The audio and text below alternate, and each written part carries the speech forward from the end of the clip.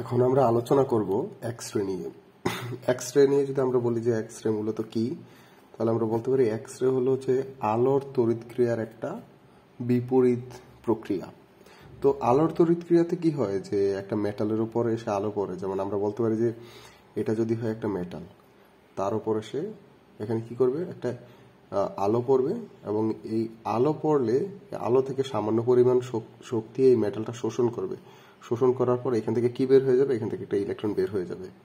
আর এটা হলো যে আমাদের আলোর তড়িৎক্রিয়া।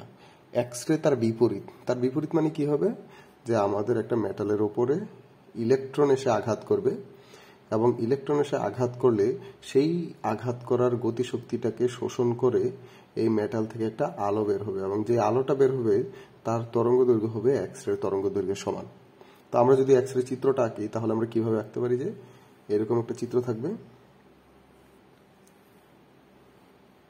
এই চিত্রের মধ্যে আমাদের থাকবে একটা ক্যাথোড এবং একটা অ্যানোড। তো আমরা যদি দেখি, অবশ্যই হলো যে অ্যানোড কোন দিকে থাকা লাগবে, যে যেখান থেকে হলে যে ইলেকট্রন উৎপন্ন হবে এই জায়গায়, তাহলে এই পাশে থাকলে আমাদের অ্যানোড আর বিপরীত পাশে থাকলে আমাদের ক্যাথোড। তো এখানে আমরা একটা কি দিলাম, ভোল্টেজ দিলাম। কেন? কারণ এই ভোল্টেজের কারণেই হলো যে ইলেকট্রনটা নির্গত হবে।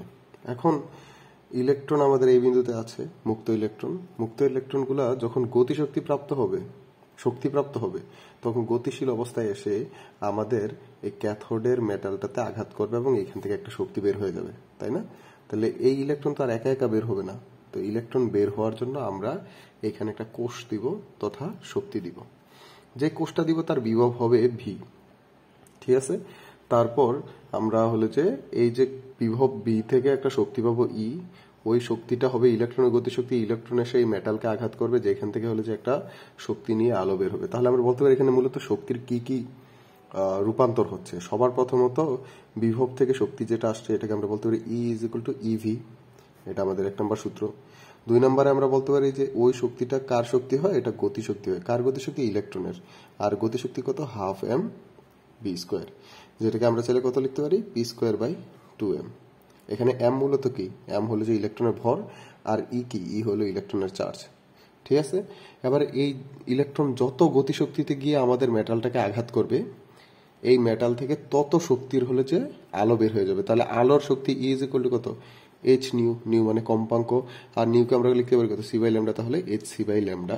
এই যে তিনটা সূত্র আমরা পাইলাম, 2 নম্বর এবং 3 নম্বর সমীকরণ, আমরা বলতে পারি তিনটা সমীকরণের যে শক্তির মানগুলো সবসময় কি হবে? একই। আর এগুলোকে যদি আমরা একত্রে লিখি, তাহলে কত লিখতে পারি? আমরা লিখতে পারি E is equal to EV is equal to গতিশক্তি ek is equal to half m b square is equal to p square by 2m is equal to h nu is equal to h c divided by lambda।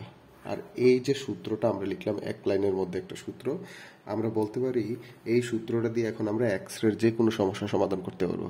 কিরকম? Suppose আমি যদি বলি যে একটা electron, ঠিক আছে, তার গতিবেগ দেয়া আছে, ঠিক আছে, ওই ইলেকট্রন গিয়ে মেটালকে আঘাত করলে ওইখান থেকে কত তরঙ্গ দৈর্ঘ্যের আলো বের হবে। তাহলে গতিবেগ দেয়া আছে, তার মানে কত? Half m v square. এখান থেকে আমরা তরঙ্গ দৈর্ঘ্য বের করবো, তাহলে আমরা বলতে পারি half m v square is equal to কত হবে? এইচ সি বাই ল্যামডা, যেখান থেকে আমরা ল্যামডা এর মান নির্ণয় করতে পারবো। আমরা যদি তরঙ্গ দৈর্ঘ্য না চাই, আমরা কম্পাঙ্কও বের করতে পারবো।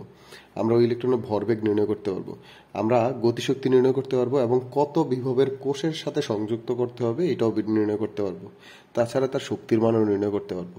এখান থেকে আমরা যেটা বোঝার চেষ্টা করতেছি বা বুঝতে পারতেছি, এটা হলো যে আমাদের ইলেকট্রনের যে কোনো একটা মান দেয়া থাকলে ওইখান থেকে আমরা অন্য সবগুলা ভ্যালু এখান থেকে বের করে নিয়ে আসতে পারি।